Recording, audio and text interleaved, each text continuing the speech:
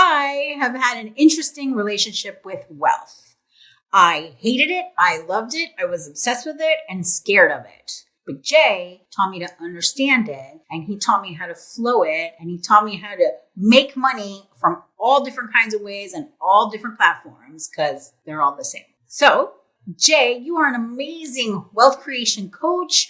You explain things in such an easy way, especially the topic of money, which people seem to be the most crunchy and yucky about. And you've helped me a ton with learning to love money and feeling relaxed about it. So why is it important for us to understand wealth? I'm all about understanding any topic, right? Understanding is key for everything. And wealth's just one topic, but it's an important one and it's everywhere and it affects everything. So I talk about it a lot. But I just want to be clear, I'm not competing with Ramit Sethi or any of these like wealth coaches, right? I'm going to teach you to understand money and understand wealth. I don't want to be like stepping on anybody's toes. That's all. I got you. Okay. All right. So the reason it's important to understand wealth is because you can have a wealth of connection or you can have a lack of connection. You can have a wealth of beauty or you can have a lack of beauty. You can have a wealth of support, or you can have a lack of support. And so it doesn't really matter what is important to you in your life. You need to understand wealth. Because even if money is not important to you, or business, or whatever, there is something that's important to you, and you probably have a lack of it right now. So very important to understand wealth. If you don't understand wealth, you cannot create a wealth of the thing that you want. All right. That makes sense. Because if you don't understand something, you can't create it. But then what does wealth actually mean? Because some people might think to them, wealth is like super big mansion, private jets. Other people, to them, it's just the ability to pay bills and eat and not have to worry about the next paycheck. So what does it really actually mean? Yeah, it's a great question. It's good to define what you're talking about. And wealth just means the opposite of lack. People who are in lack or in poverty or in destitution of anything don't have a wealth of that thing. Right. To a farmer, wealth might be a ton of crops. Okay. To an investor or a venture capitalist, wealth might be an abundance of money or assets. To a kept bimbo, wealth might be a giant wardrobe full of shoes or something. But it doesn't really matter. The point is, it's the opposite of lack. Wealth is the opposite of lack. It's fulfillment, it's abundance, it's prosperity, it's thriving, it's plenty. Wealth is just a word for plenty. Do you have plenty of the thing that you want? Or do you have the opposite of wealth? You're saying it's an abundance, it's plenty of whatever. Like if I was still obsessed with bags and shoes, then having a closet full would be wealth to me, regardless of my bank account, because I have an abundance of those things. Yeah? Right. Or you might have a wealth of bags, but have a lack of cash. Right. Okay. I got you. All right. This is cool. Good. I'm glad that we're defining it. So going forward, we understand what we're saying. So every time that I think I understand wealth and generating it, I get hit with a nuance about it that I don't really understand. And that I still have to work on. Why does wealth have so many nuances to it that I have to learn and fix? It doesn't. Wealth is simple. Or it does, but they don't really matter. Imagine you were going to teach someone cooking, and every time they went to make a meal, they complained about some nuance they didn't understand. Like, you never told me that the grease would spatter on my arm and burn me. You never told me I had to preheat the oven. You never told me that cooking things from frozen takes way longer than cooking things normally. Why is there so many nuances to cooking? This is impossible. I'll never get this. I have to learn so much. If you were a cooking teacher or a tutor or a chef, you'd be like, honey, relax, chill, calm down. You're overcomplicating this. You're making this way harder than it has to be. Yes, I left out those nuances because they're not important. Maybe you should get the hang of just getting food into an edible shape and getting it into someone's belly before you worry about all this stuff. People use nuances and complexity as an excuse to fail at stuff. They should naturally, easily, normally succeed at cooking. They should be able to get food from the grocery store to the cooking utensils to the table to someone's belly. It's not rocket science. It's a very simple process. Now, they might not be flawless at it or the master chef, but there should be no excuse to fail at cooking. All right. Cavemen have done it. Toddlers have done it. There should be no excuse to fail at cooking. The same goes for wealth, for making money. A toddler could do it. A kid with a lemonade stand could do it. A caveman could do it. Okay. So but why does it feel like that? Why does it feel like there are things I'm missing? Because it lets you stay in your comfort zone of never building wealth. Just like the cooking person, the cooking student is like, oh, I can't do it. I can't do it. I guess I'll just go play video games. Like the chef said it was easy, but they lied. It's too hard. And so then they're back to their comfort zone. Then they have an excuse to never learn cooking. Right. Okay. And you got to take a hard look at yourself. If wealth generation is difficult for you and you're focused on the nuances of it and acting like they're blocking you or they're stopping you, then you got to look at yourself. Do you really want to learn it? Because like swimming or cooking or cycling, the basics are quite simple and people everywhere have done it for thousands of years. Right. The basics of creating wealth, it's like provide value consistently to a certain tribe in the market. That's it, right? Cooking. Take some ingredients, heat it until it's edible, try not to burn it, and there you go. Like you have sustenance. I mean, sure, there's a lot of nuances, but they're not that important, and they're definitely not an excuse to fail. Well, thank you. I appreciate that, but I think focusing on those nuances after I failed something, after I failed a business or failed to make the amount of money I wanted to make or whatever, was a reason instead of looking at where I can improve. Oh, well, I still need practice. Oh, I still need this, but not really understanding or seeing where I failed exactly. Okay. Yeah, because you have two choices when you fail at making money. Choice one is, you know what? Making money is simple, and I've almost certainly failed at one of the fundamentals or the basics or the core principles. I need to go back to the basics. I need to really practice my fundamentals. I need way more practice. I need to get the hang of this. This is what someone who failed cooking would do. If they burned it, they'd be like, well, I need to pay attention or watch my heat levels or some basic. I need to go back to the basics. I don't think there's any complicated nuance here. I just fucked up. This is option one. Option two is, oh, well, it was a new pan today and the smoke alarm went off today, and that's crazy. I've never had that happen before. And I think that's really the main issue here. You know, the reason I failed is because of this tool and that nuance and this condition and that environment. It couldn't possibly be that I just screwed up the basics and didn't practice enough. I think the real issue is some complexity or some nuance over here. And that's your option too, right? When you fail, you have two options. Blame your personal failings at the basics and the fundamentals and blame your lack of practice and your lack of discipline and your lack of focus. Or you blame some environmental condition, some nuance, some complexity, some tiny detail. And I can't tell you which one's right. Sometimes it is a nuance that's causing a problem. But for most people, it's not. It's almost never. It's almost never the nuance that's the issue. Unless you're talented and already a pro and you've got the basics down, you don't need to worry about nuances. If someone who's never cooked before comes to me and starts complaining about the nuances of cooking, I already know. You're lying. You're wrong. You're completely off base. The chances of it being a nuance are nil.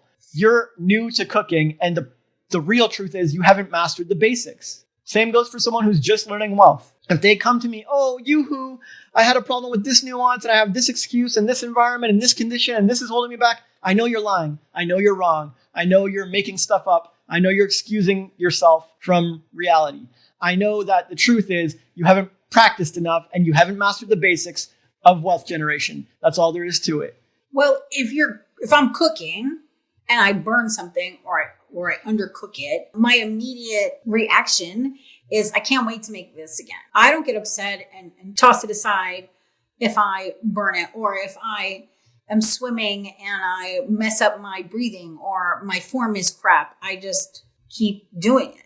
Right. But what was your attitude and response at burning a business? Well, that's what I was going to say. Like, I don't have that same response. Like I burnt my business and instead of taking responsibility and talking to my partner openly and honestly about what I was feeling about other things that weren't even to do with the business. Yeah, but he would have told you, you failed at the basics, you need practice, get back to it. Well, that's why I'm here.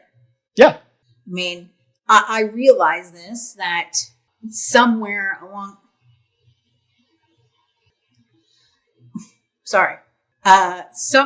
the way that I didn't do the fundamental that I was supposed to do. I dropped the ball. And I should have been honest at the time, or when I felt like things were not maybe going so great for it. So it was my bad. Yeah, all good. I'm just saying, you can handle a failure one of two ways. You can handle it like you did with cooking or swimming, with a great attitude, get right back on that horse and go practice the fundamentals. Or you can handle it with it's nuanced, it's complex, there's always more to learn. Oh my goodness, the environment is holding me back. Like, these are your options on failure. And if it's someone who's new to cooking or new to swimming or new to wealth generation, I guarantee you, it's not the nuances that are the problem. Well, I see that now with our conversation, and I'm glad that I put this question in there, because actually I went back and forth with that question, because I kind of knew this already, but at the same time, if I knew this, then why did it feel hard to make money? Well, there's different levels of knowledge. Did you know it intellectually, but not know it in your body, like with experience and practice? Did you have practical knowledge, or did you have theoretical knowledge? It's a good question. Well, if you practiced, you would have made money. Yeah. You avoided practice. I think my level of practice, like I can make money, that's no problem. But the amount of money is a thing. So like, I guess there's some belief in there somewhere that small amounts of money are easy. But that goes away with practice. If you just practice making small amounts of money every single day, what have you made by the end of the year? Lots of money. Right. So then your belief gets shattered. So you didn't practice making small amounts of money. You avoided it. Mm-hmm. You could have helped Roy or somebody every single day. You could have found more people like them. No. You could have helped Zena every single day. You could have found more people like them. You could have practiced making small amounts of money. Mm-hmm. And what would you have by the end of the year? That's why I celebrated and cheered every time you made a small amount of money, because I understand the basics. Yeah. If you cook one French fry, great. You can cook another one and another one. If you cook one burger, you can freeze it for later and then cook a second one tomorrow. And pretty soon you have a giant wealth of food. Just practice the basics. But did you? Not enough. Yeah. Like, not enough. Yeah, I know. It's plain as day. It's like watching someone cook or swim. Yeah, but I'm letting them know, like, everyone who's watching. Yeah.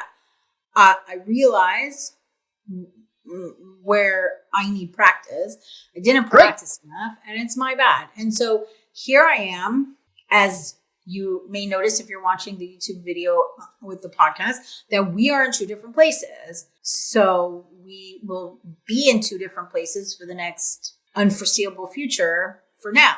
But here we are. We're still going, and we're still moving forward, because I effed up something. And so I'm doing my best to continue to practice and move it forward, Well, we should move the questions forward for the rest of the audience. I agree.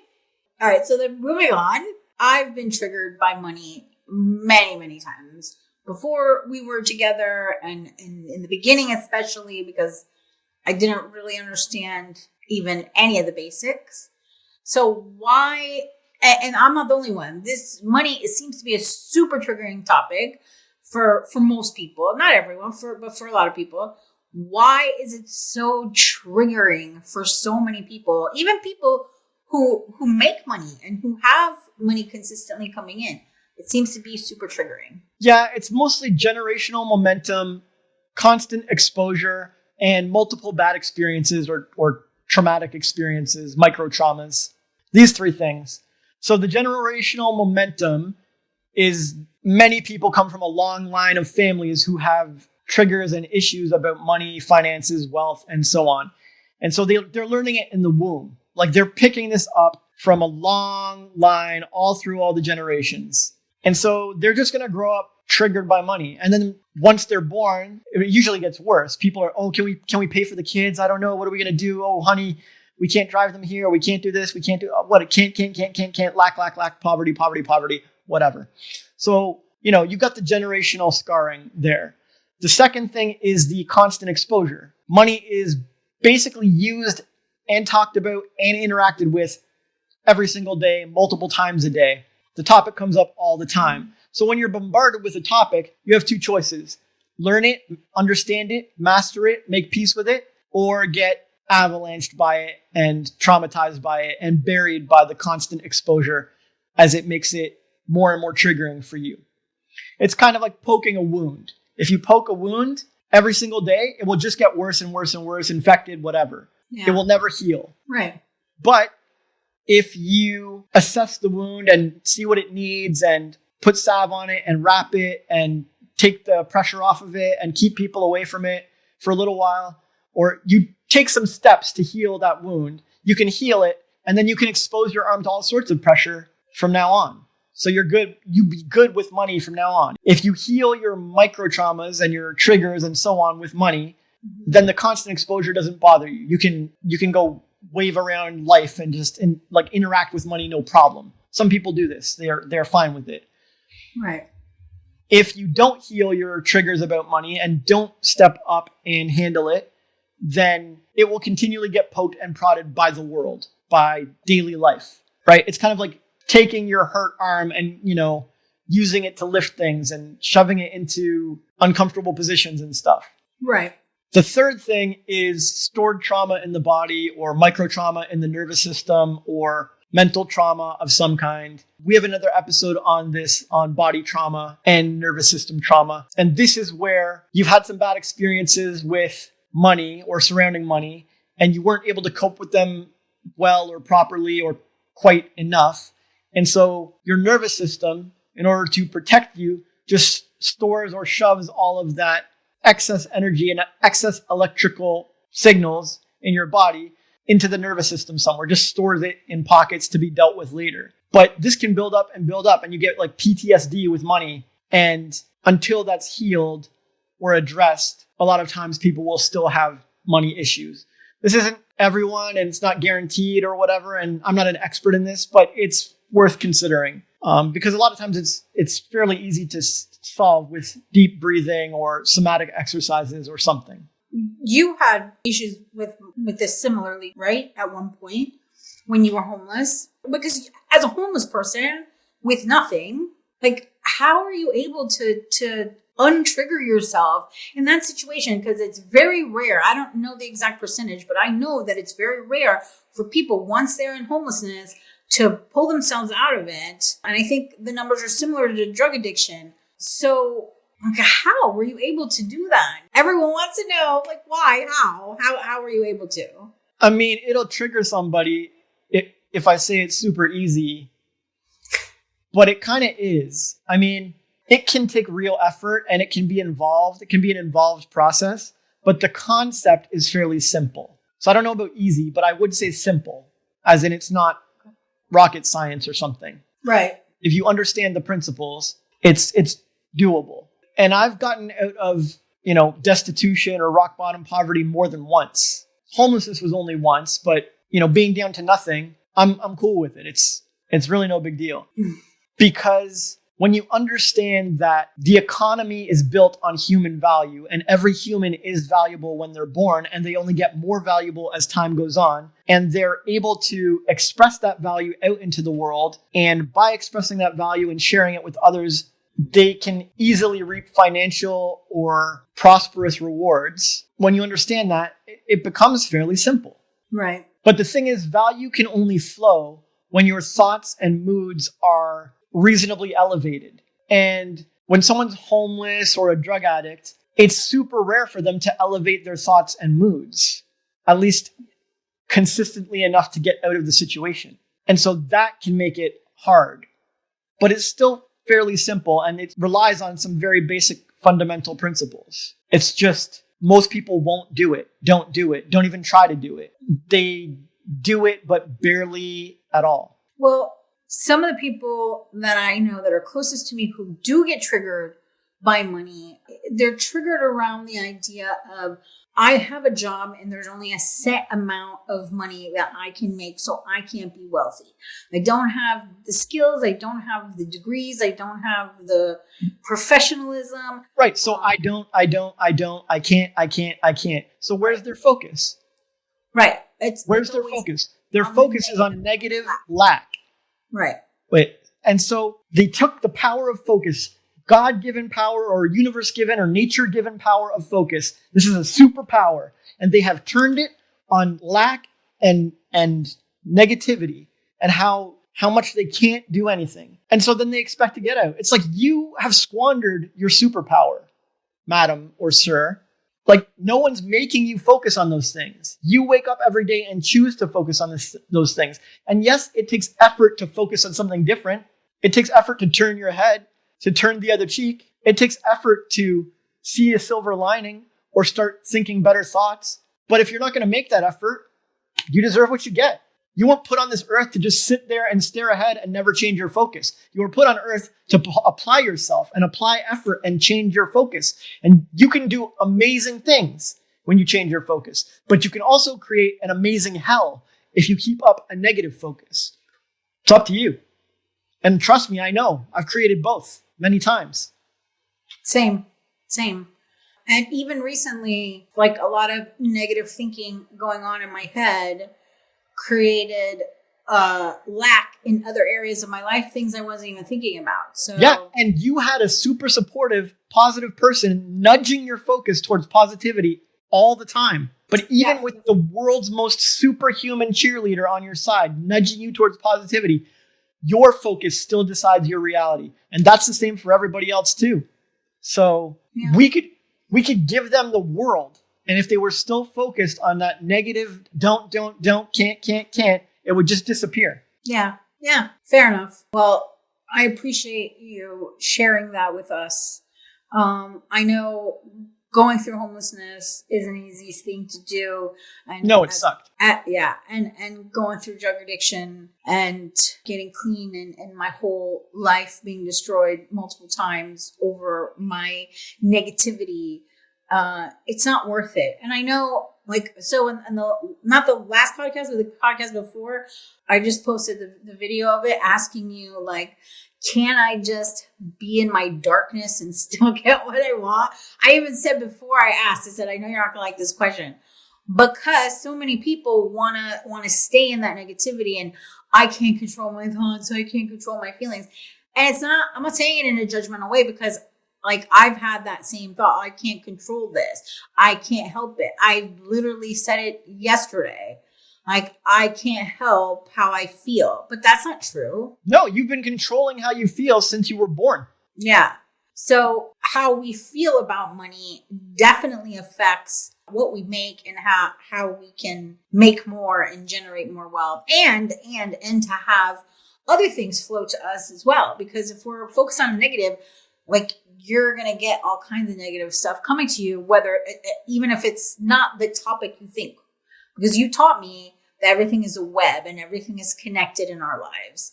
And I have seen this firsthand, thinking about one thing, never imagining that it had anything to do with something else, and that thinking destroying whatever else was going on. So thank you very much for clarifying that for everyone who's listening. You're amazing, and I'm so proud of you that you were able to change all of that in some of the darkest times in your life. And I know more of your story. If anybody is interested in learning more about Jay's story, I will link on the website. I'll link it in the description. And I will also, I didn't say this earlier, but I'll put the link to the other video that we did about body trauma and trap trauma. Right. So for those people who are triggered by this, like, we always tell people to practice. Like, I probably could go through almost every episode so far, and we've probably mentioned practice at least once in every episode, maybe. Yeah, because the world doesn't practice.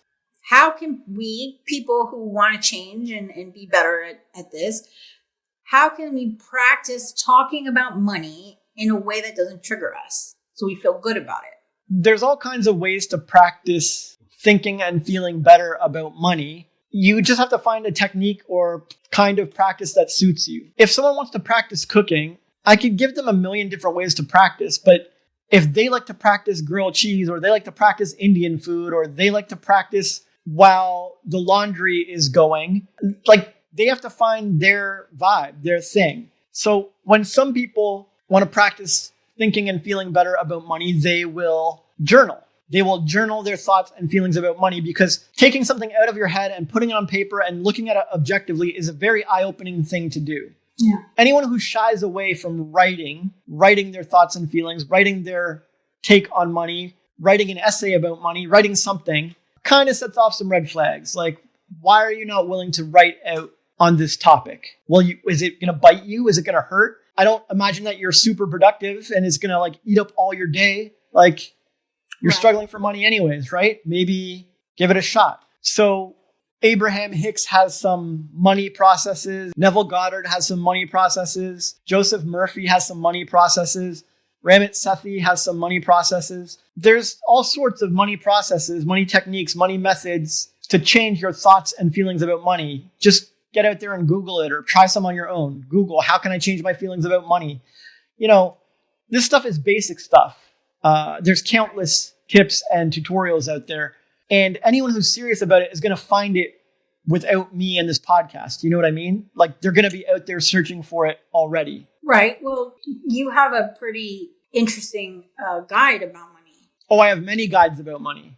Yeah. I have one guide that explains how money came to be and what it is and why it's not really real. All the ins and outs of the economy. So you can understand, like, in layman's terms and beginner's terms, what the economy is and why it exists. I have guides on how to make money on OnlyFans, but it can apply to any business. It's just 8 steps to monetize anything, basically. We have a podcast on 8 steps to monetize anything. We do. I have a guide on, I just wrote a new guide on why it's better to focus on other things than money if you want to make money. Yeah, it's an excellent article.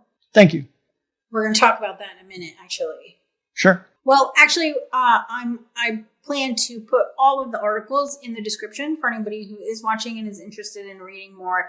And one of the articles you wrote, actually, we have a testimonial for, and the person who wrote it said they literally have never read anything better on money manifestation ever. And we had a lot of people saying the same thing, but that guy that gave us the actual testimonial for it, and we had lots of people raving over that on Reddit. So I'm happy to share with our audience all the wonderful articles that you've written. And the most recent one, I don't know if we're going to share that or not, but I'm going to talk about that in a minute. So in Eyes Wide Open, Volume 1, our book, amazing book, by the way, you wrote, your moods, thoughts, and choices influence how much value you flow into the economy. So they also influence how much you receive and exchange. You must master your moods, thoughts, and choices to create wealth sustainability. So can you please explain what you mean by moods, thoughts, and choices to create wealth sustainability? Okay. If I sent you out on a mission to find 2 kinds of people or 2 examples of people, I sent you out to find some people with shitty thoughts, moods, and feelings, negative, cynical, bitter, judgy, dissatisfied, disgruntled, complainy, all of this stuff. I sent you out to find someone who they're just in generally a bad mood about everything. And they think negative things of everybody in every situation, or, 80% of them or something. And I also sent you out to find happy people, or a happy person who is just generally satisfied with life and they're good with where they are and they're not fretting about stuff. They might not be in the best circumstances or environment or situation. They might be some, broke developing nation person or whatever, but they're happy. They love life. They believe in their creator. They're happy with their progress. They see the good in others. They see silver linings. They're optimistic. They're grateful. They have a lot of gratitude and appreciation. If you went in and found these people, where would you find the wealth? Which type of person would you find most examples of thriving and prosperity? The person who's most positive. Yeah. And do you think that all of those positive people who are prospering and thriving magically became happy after they got a windfall or made a bunch of money and they got the money first and now they're happy because they got money? Or do you think that they changed their mind and their mood and they had a different perspective on life and they had a different attitude and a different approach towards wealth and wealth creation and their current circumstances? And that change in attitude led them to circumstance after circumstance where they thrived and earned more. Like, do you think the money came first for these people? Or do you think the positive thoughts and feelings came first? The positive thoughts and feelings. Oh, absolutely. We once had a client who was desperate to win the lottery. Do you remember who I'm talking about? Yep. He was desperate to win the lottery. Yep. And I helped him. Super negative about like certain things in his life. And the moment after we helped him and talked to him, and then he started winning. His mind. That day he started winning, and for weeks he was winning and winning and winning and winning and winning. Yep. And then it went away when he got negative again. Yes. One day it all switched for him, and he started he had a personal issue, and it started downhill from there. And he started consistently losing over and over and over and over and over again. Sure. It's just a simple fact. Right. If you want to create an abundance of wealth, the overall balance of your thoughts and feelings need to be of abundance and wealth. Yeah. You need to be grateful for the abundance of air or abundance of food. You need to be happy with your current situation or your skills and believe that you have an abundance of skills and an abundance of value that you're going to turn into more and more people are going to love it. You need to believe in buyers and audience and everybody. It's a very abundant set of thoughts and feelings need to exist if you're going to create that. It's just fine. Even miserable old misers or whatever generally have abundant thoughts and feelings about wealth. Yeah, it's true. It's true. All right. Well, like for me personally, this was something just like our former client.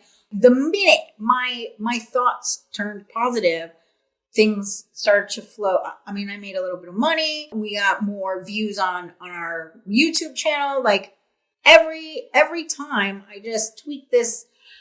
And again, it wasn't my moods, thoughts, and choices about money. It was about everything. Yeah, because on the whole, the balance of your thoughts, moods, and choices need to be positive and abundant. Like something you believe in, something you feel good about on the whole. It needs to be like 80% positive or something. I don't know. And that's why I always tell you, do what you love, do what makes you happy. And if you go against that, you're going to suffer. You're going to create lack. You will not create wealth with that kind of approach. It's like you don't cook food without heat. Like it's so simple and basic. Well, this is something that I really appreciate because recently when I was not feeling great about my life, one of the things that I did was to focus on the abundance in my life. So good. I have an abundance of skills. I have an abundance of love. Good. I have an abundance in my partner who is wonderful and amazing. No matter what we're going through, still my friend and my partner in most ways, and super loving. Like I didn't even say like help me with this. You're like, oh, I'm happy to help, and like there's just an abundance in my life. And so as soon as I started focusing, it happened again. Yep. So, but people have to practice it. Yeah. Anybody who is watching and thinks, oh, you guys can do it, but I can't. Like homeless man who was able to change his thoughts and feelings and moods and come out of homelessness, and a heroin addict who was able to change her thoughts, feelings, and moods and be clean and sober for 16 years. So it is possible. We're not special. We just did the thing that he said. That's it. Practice. Well, thank you so much. So I'm going to move on. You also wrote in Eyes Wide Open Volume 1 that there's no change in wealth without a change in self. Why do we need to change ourselves to make money? Well, it's like I said earlier. Life is a change game, and our focus determines our reality. Our focus creates our reality. And like I showed in the example before, if you showed me someone who's like, I can't, I won't, I don't, I can't, negative, focused on poverty, focused on being cruel, focused on judging others and shaming them and what guilt and all this stuff. Their focus is negative. They will not create a positive life environment that supports their dreams. It makes zero sense. Physics. The physics of it is insane. And when you have a car and you focus on the side of the road, your car, you're going to drive into the side of the road with your focus. If you have a car and you focus on staying on the road and getting to your destination, you will stay on the road and get to your destination. Like, this is how, or let's say walking, right? If you're walking, you're going to walk off course if you change your focus, or if you keep your focus on the negative or get distracted. But you will reach your destination if you stay focused. And what's the difference? Change is the difference. Every human is focusing at all times on something. The focus never goes away. So you can't get rid of the focus. All you can do is change it. Yeah. And the people who are thriving and prospering are those people who have changed their focus. Maybe they changed it when they were a toddler. Maybe they changed it after being homeless. Maybe they changed it just yesterday, but they changed it. And it takes practice and effort to change your focus. Yes, all you humans out there will have to apply yourselves and use effort and practice if you want to change your situation. That's the game. That's the game of life. I think when people hear this, like, I have to change, they think it's like head to toe, everything about themselves change, and I don't want to change, and it change is hard, and blah, blah, blah. I mean, I don't believe that.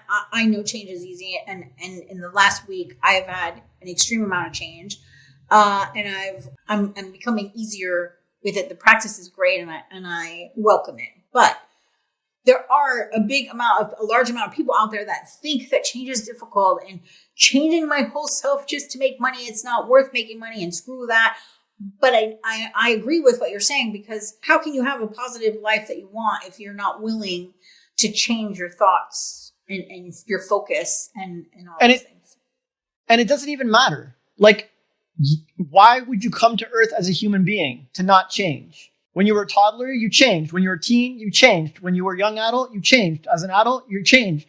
The people who don't change, the stubborn, like stick in the mud people who don't change, they're just hanging on for dear life, like waiting to die. Like, they're not growing. They're not blossoming. They're not changing.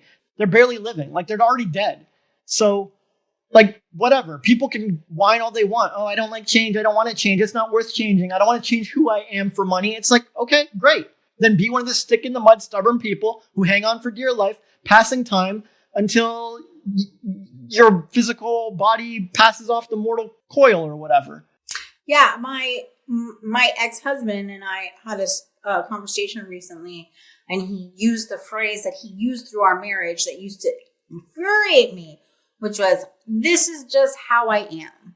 And I didn't want to get into it or say anything, but I wanted to say, like, but you're choosing to be that person. Yeah, and you're choosing every day. You're choosing every moment. You're either choosing to be the old version of you who was poor and didn't do anything, or you're choosing to be a new version of you that fucking steps up and crushes it. Yeah. You're choosing to be the person who sleeps in and whines about sleep, or you're choosing to be the person who gets up early and gets to the gym. It's whatever. There are tons of people on the planet who used to sleep in and now hit the gym early. You can either be one of them or not. Yeah. Well, but I don't judge. Everyone's allowed to be as like boring and lame and unchanging as they want, right? I don't care. Live a dull life until you die. Never make that money. I don't care. Do whatever makes you happy. No judgment from me, no skin off my back, whatever. But for me, I'd rather change and become better, become the best version of myself, and see what I can really do here with my years on Earth. Yeah. I wish there was like a little pill there in your brain I could pull out and clone that and just pass it out to people for them to have that exact same attitude. That attitude, what you just said, this is a beautiful thing. And I know you've gotten a lot of shit over the years from people in your life when you say stuff like that. But yeah, they get mad. Yeah, they do. Well, whatever. The truth hurts. You made a comment this morning in our chat about, like, some people see you as bad, but and it kind of, like, I didn't say anything, but I sat there and I looked at those words for a few minutes and I thought, this right there, because you challenge people and you tell them basically fix yourself, get your shit together, and you can have what you want. And this triggers people to take it out on you and call you names and see you in a negative light. Not everyone, not of course not, but sure, go for it. But they can listen to their yes men and the people who are like, oh, they're there, or they can listen to someone who cares and is helping and is telling them the truth. The truth will set them free. But first, it will slap you around.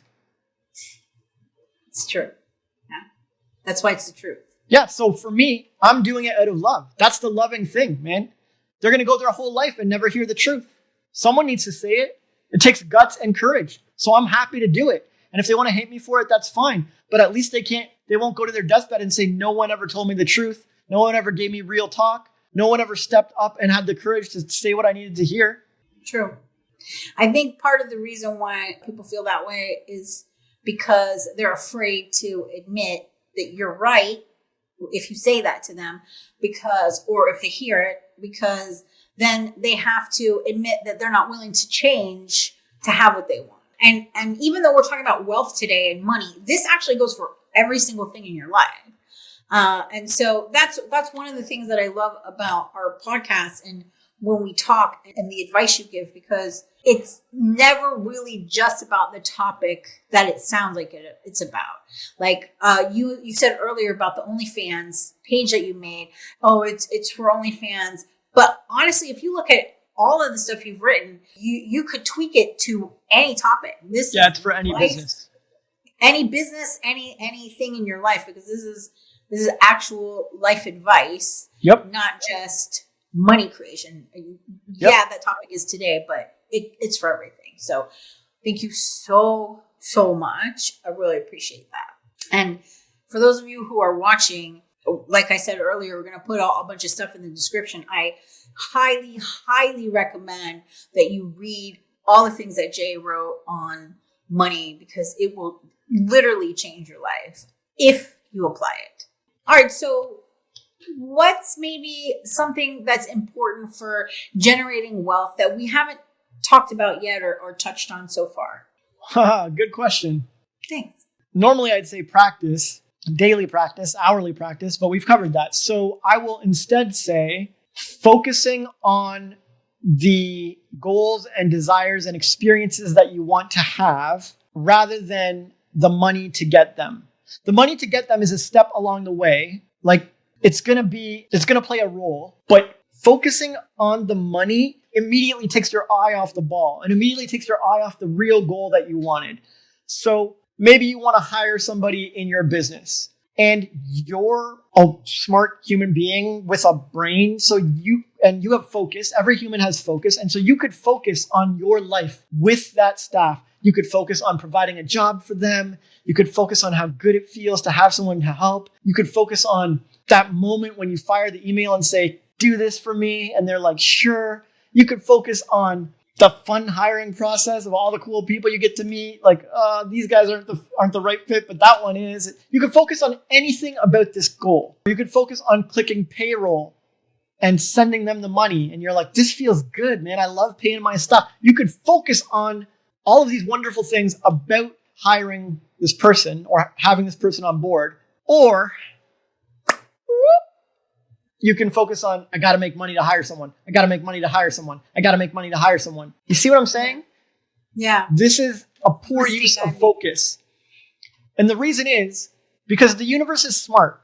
Nature is smart. Life is smart. The universe knows you're going to need money to pay somebody. It's obvious. It's a gimme. You don't need to give it personal instructions and say, hey, make sure you give me money first at step 1 or whatever. It knows money's important and you're not going to feel comfortable bringing someone on board until you have a certain amount of funds or whatever. All the universe wants you to do is to focus on the real thing, the real tangible thing. Focus on the experience that you want to have, how it feels, how it looks, how it's going to unfold. And it's going to provide the money along the way. Like, you're good. Like, just focus on providing value to the world. Focus on taking the next step. Focus on doing whatever you can to help out. It doesn't mean sit on a couch and do nothing. It means, like, go try and sell your book or go do your thing and try to make money and be valuable however you can. And know that it's coming and know that it's just a step along the way, and keep your goal in mind. Keep your travel in mind, or keep your new closet in mind, or keep your renovated kitchen in mind, or keep whatever you want in mind, right? This is how we use our focus. And money isn't a real thing. Money is a symbol of the economy. It's a symbol of value. We had bartering. That was a real thing. But money is just zeros and ones. There's like seashells or gold bars or whatever. Like, it's nothing now. It's a symbol of value exchange. And the universe isn't going to help you manifest some symbol, some illusion. Like, money is just an illusion. And it's like a scorekeeping card. And so it's great. You're going to need that score, and you're going to need to keep score and have that card and flow dollars here and there. But you don't need to focus on it very much to manifest it, to get it. It's not really that important. It's a side effect. It's a side effect of becoming a great human. It's a side effect of providing value to the economy. It's a side effect of changing your thoughts and moods to something more positive. It's a side effect of focusing on what you truly want in a positive way, consistently. And so this is something people miss a lot. And if I was to practice, that would be one of the main things I practiced. I would practice focusing on the things that I want, and just knowing money's a step along the way. Like, it's good to make money, and it's good to keep score and flow the dollars here and there. But it's not like a real thing that I'm looking to experience. Okay.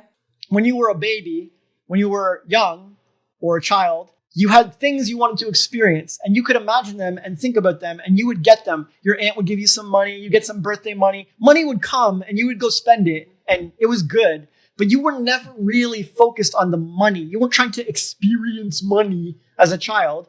You were trying to experience things, and the money came to help you. Okay, so just to be clear, I want to give you an example and make sure I understand. I want to travel in a van all over the U.S. Yes, I've encouraged that goal. Yes, I know. So I should be, according to what you just said, I should be focused on how much joy it would bring me to be traveling, and the places I would be seeing, and the experiences I'm having with my partner, and showing him things that I wanted to see, or things that we haven't neither of us have ever seen. That kind of stuff. That's what you mean. Not focusing on, I need this amount to buy the van. I need this amount to restore it. I need this amount for this. I need this. I need this. I need this. Well, you could think about the money in your account, or, signing the deed to the van and the cash register going cha-ching. Like, it's not so much about the specifics. It's about the vibe. And you're either focused on something good about the van experience or the travel experience, or you're focused on money. And they can look the same. It can be the same language. Like, person A is focused on, I need this much money, I need this for the maintenance, I need this for the... And the other person could be like, oh, I need this much for the travel. I'm so psyched to get it. I need this much for the maintenance, but I know the universe is going to bring it, and I'm going to help more people. I'm going to sell more books, and I'm sure that money's going to come in. So they're both thinking about the amounts, but one's thinking about the van, one's thinking about the travel, one's thinking about the goodness of it all, like the thing. To them, money's just a step. It's like, it's whatever. It's just a step. I'm taking care of it. To the other person, money is the goal and the focus and the obsession, and they're not thinking about the van at all, right? But they're both saying the same things, or they're both focused on the same financial things, but they're not, though, are they? No, they're not. Yeah, and they know the difference. Both of them know deep down what they're focused on. They can pretend all they want, but if they both wrote a journal, one of them would be writing like, I was focused on my dream today, man, and it felt good. And the other one would be like, man, economy and life's hard and I'll never make this money and whatever. Like, the real private thoughts that come out in their journal shows what's up. Right. Okay, well, so then I asked for the example because I just wanted to make sure that I understood what you meant. And so thank you for clarifying, explaining. I know this podcast is going to help somebody. Okay, so in an unpublished but amazing article called I Love Money and That's Why I Focus on Other Things, you wrote, because oftentimes they wouldn't see money flow instantly or fast enough from their first few attempts at value sharing, So they become negative about the situation and fall back into chasing money rather than refining their expression of natural inner value. They go back to thinking, my goal is unlikely unless I focus on money. But focusing on money automatically puts the true goal, the true experience, or true desire on the back burner. I feel like that part that you wrote in the article that I'm putting in the description really solidified what you just said to us. And your article, this article you wrote, helped me see a whole bunch of stuff immediately afterwards. I wrote you an email, but the point is everything you said is spot on, and I totally agree. And it's funny how you wrote that article, even though I knew this stuff because we've talked about it before, but you wrote this article and I saw all these new insights and things in my life that I was missing. So again, I highly recommend that anybody watching this read that article because you did a phenomenal job, especially in a time that most people would not be putting out amazing stuff like that. So thank you. Thank you. So I want to ask this question, but I already know the answer because we've kind of touched on it a little bit, but I feel like someone out there may still be thinking this. So if I have no money, can I actually make money? How does a kid with a lemonade stand make money? Right? The kid is a kid. They're broke AF. They couldn't be more broke.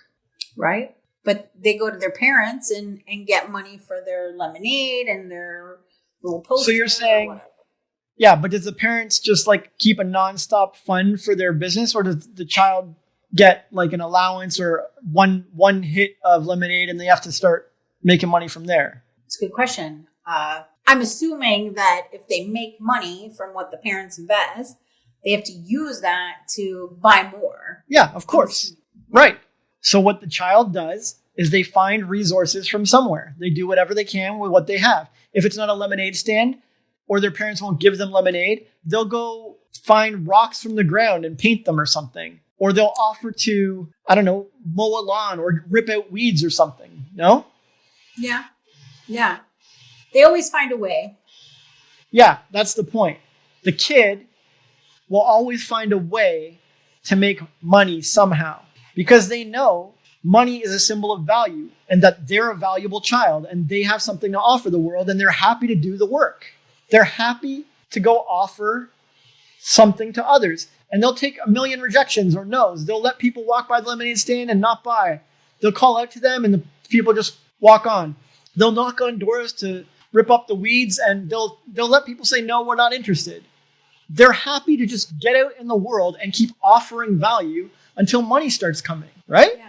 Yeah. And so how come adults can't do this? Yeah, I was just going to say, an adult, they go to the door, knock and ask if they want their lawn mowed or whatever, and they get a no, and they're like, oh, no, and they fall apart. Yeah. Because I've seen grown-ass women and men crying because they sent out 6 DMs and were told to fuck off. Like, do you know how many times I've been told that? And? Yeah, but it's because they don't believe in themselves and they don't believe in the market. They don't believe people will value them. They don't believe people will pay what they're asking. They won't believe they'll find the right customers or enough customers. But the kids do. The kids are like, well, I'll find somebody. I'm sure they see my value. I know they like this. They believe. Yeah. They believe in themselves and they believe in their client base, their customer base. Or if they're at a job and they want a promotion, they're just like, I'm going to outdo everybody else here. Like, I'm a teenager, but I'm going to show up early. I'm going to stay late and I'm going to be, and they just know if I offer more value, the economy will reward me. The universe will reward me. Yeah. They know this. And so they do it and they stay at it and they keep their thoughts and moods high and elevated and they align with value and align with wealth and they keep at it until it flows. Just like if you're cooking something, they know if they keep at it, they're going to make a good grilled cheese. Right. It's fine to burn one. It's fine to undercook one. I'm going to get this. It's a very firm belief in the market and the economy. They understand how money works and how value flows and how wealth flows. They understand that money is a side effect of perceived value exchange. And they keep at it until their value is perceived and money changes hands. but apparently this is too much to ask of most adults. Yeah, I think you talked about belief, and so many people just have so little belief in their skills and who they are and what other people like. This for me, I think is the most difficult thing when I coach other people is you have to not like think about what other people think or what other people believe. You can think about what they think and what they believe, but you have to think good things about it. If I'm thinking about the market or the client base or the customers or the audience or the people rejecting me, I can think, oh crap, this sucks and it's a waste. Or I can think, nah, man, they're going to see the value. People are smart. They're sharp buyers. Maybe these guys didn't see it, but I know people are going to buy and I know people are going to see it. And I feel really good about this. And I love every rejection because it gets me closer to a yes. Like, what I meant was what you were saying. Like, you can't assume you know what other people believe, first of all. And second of all, if you are going to, you need to be doing it like you said. You need to be doing it. And they love this. They want this. Oh my God, they're hungry for it. They're desperate for my stuff. Oh, they can't wait to buy my coaching, my whatever business you're selling. You have to, if you're going to think for other people, then do it the positive way. Okay, so I have two more questions for you. If someone is psychologically comfortable being broke and owing people money, what actionable steps can they take to start to heal that? Because that's something that's super deep, that I think goes deeper than a belief, or maybe not. I don't know. Yeah, you're right. I mean, but what's comfort? What's psychologically comfortable? What's a comfort zone? When you were born, did you have a comfort zone? If a child's born to an Eskimo family in Alaska, is their comfort zone different than a child born to an African family or like someone from the Sahara Desert or something? Yeah, of course. So What's a comfort zone? And if they travel, if the Eskimo grows up and wants to fly to the Sahara, what happens to their comfort zone? Or if the kid who was raised in the desert wants to go travel to Alaska, what happens to their comfort zone? It expands and it's not really a thing though, I guess. Well, but they got to adapt. Like a comfort zone isn't really a thing. Yeah, like you said. And they might have to do some cold exposure therapy in their home country before they even travel. But whatever they have to do, they have to acknowledge, I somehow have a comfort zone. I don't know. Maybe it was there since I was born. I don't know. And I got to step up and find some baby steps and practice and train and change my comfort zone so I can go to this new place. And it doesn't just apply to physical destinations. It applies to financial destinations. If you have a comfort zone, some shitty comfort zone of homelessness or brokenness or poverty or whatever, I don't care how you got it and I don't care how long it's been there. You got to step up and change it. You got to adapt and find a new comfort zone if you ever want to journey to that new destination. And there's lots of ways to do it. Like I said, there are lots of baby steps you can take. If you're in the Sahara and you want to get used to Alaskan weather, you could do it by stepping into a freezer. You could do it with cold bath immersion. You could just mentally train with some monks or something. I don't know. You could buy ice cream from the store and use it as cold training or something. But if you really care about getting there, you won't be asking someone how. You know what I mean? People who really care about changing their comfort zones and getting somewhere, they don't ask how. They're so motivated and so inspired and so into it that they're giving a list of hows to other people. Oh, I could do this and I could do this and I've been researching and I've been studying and I found this way and I found that way. They're the ones who teach us how because they already care and they've already decided to go and they're already on it. The people who ask how are the people looking for an excuse. They want to say, oh, I looked at all the hows and none of them appealed to me. Yeah, and actually this question was inspired by a certain family member of mine who seems to have a psychological need, not like it just seems that way, I know it's not true, to be broke and complain about money. So this question was actually inspired by them because they're beyond comfort zone. I love it. If they really care about changing this comfort zone, they'll be the ones listing off ways how. Okay.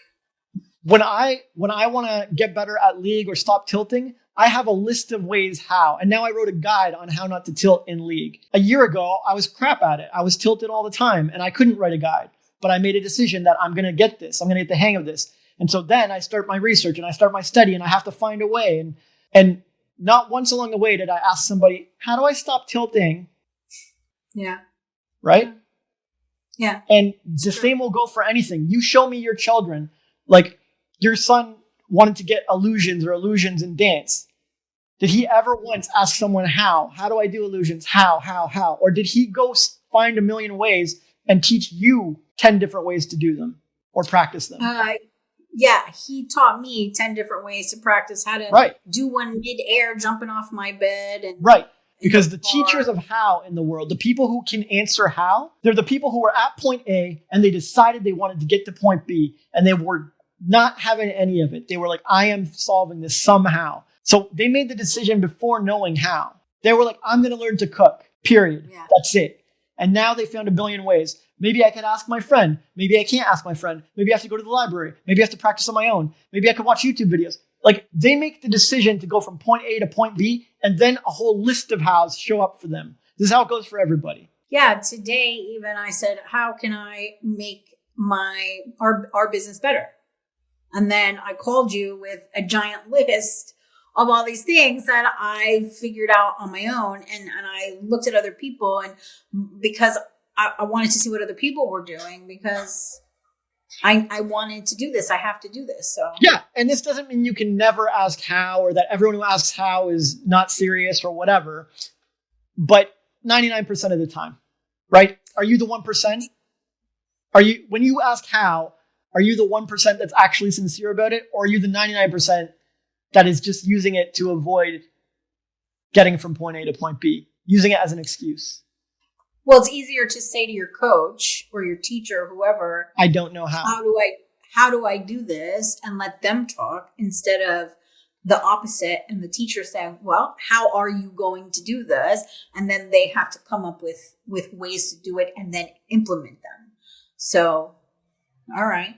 Well, this kind of makes more sense. I wish I would have known this when we had a lot of clients and I was coaching a lot of people who would ask me lots of how questions. So this is really good. Anyway, thank you for your time. Thank you for teaching me this. Thank you for helping me, for helping everyone that's listening. And my last question is the same question I always ask at the end. Do you have any final thoughts that you'd like to share with our wonderful and amazing audience?